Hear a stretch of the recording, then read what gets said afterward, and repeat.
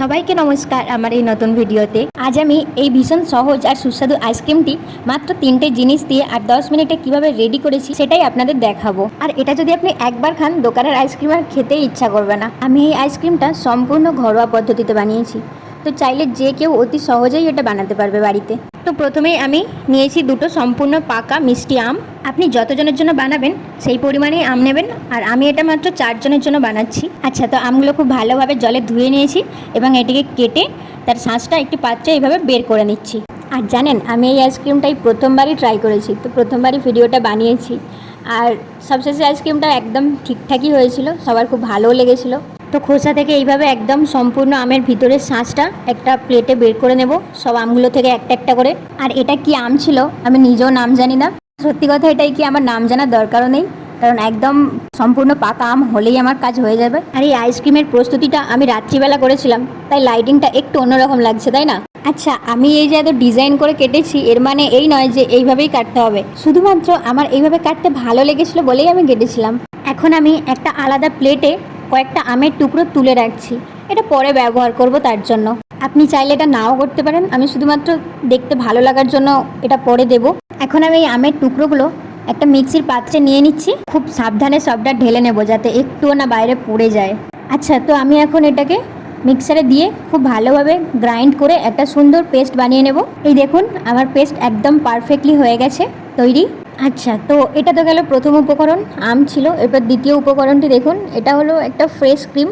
এটা আইসক্রিমের ঘনত্বটাকে খুবই ভালোভাবে বাড়াবে আর খুবই নরম হয়। সবশেষে হয়েও ছিল, আইসক্রিমটা জাস্ট মুখে দিলেই গলে যাচ্ছিল। তো এটা আমি পরিমাপ মতো নিয়ে নেব, মানে ওই আমের পিউরি যেটা হয়েছে ওটার থেকে জাস্ট একটু কম পরিমাণে। আমি একটু হালকা করে ফেটিয়ে নিচ্ছি, এটা যদিও দরকার পড়ে না। তো এখন নিয়ে নেব একটা মিক্সারের বড় পাত্র। এখন আমি আমের যে পুরো পাল্পটা বের করেছিলাম সেটা সবটা এতে ঢেলে নেব, তারপর আস্তে আস্তে ওই ফ্রেশ ক্রিমটাও আমি ঢেলে দিচ্ছি।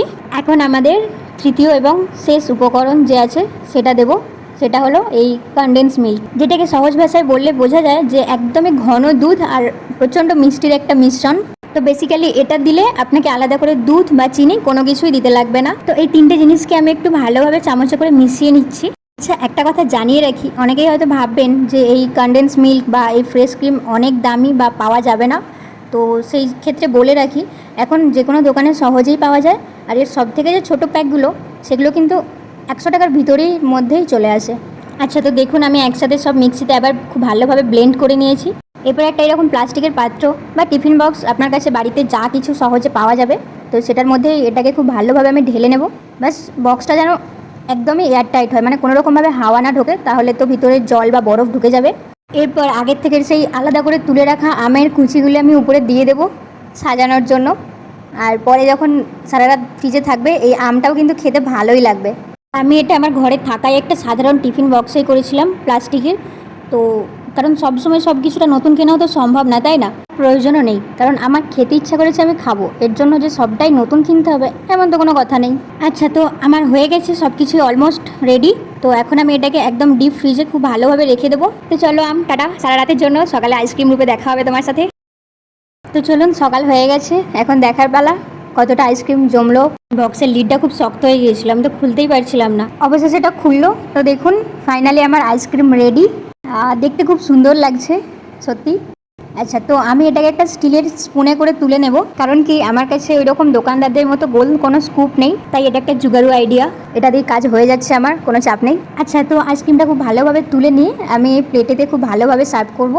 আর উপর থেকে জাস্ট কয়েকটা আমন্ড বাদামের কুচি ছড়িয়ে দিয়েছিলাম, আবারও সেই দেখতে যাতে সুন্দর লাগে তার জন্য। তো শুধু দেখুন কতটা লোভনীয় দেখতে হয়েছে। তো এই গরমে আপনারাও এই আইসক্রিম একবার বাড়িতে বানিয়ে খেয়ে দেখবেন। আমার বানানো এই আইসক্রিমটা কেমন লেগেছে অবশ্যই জানাবেন। আর সবাই খুব ভালো থাকবেন এবং সুস্থ থাকবেন।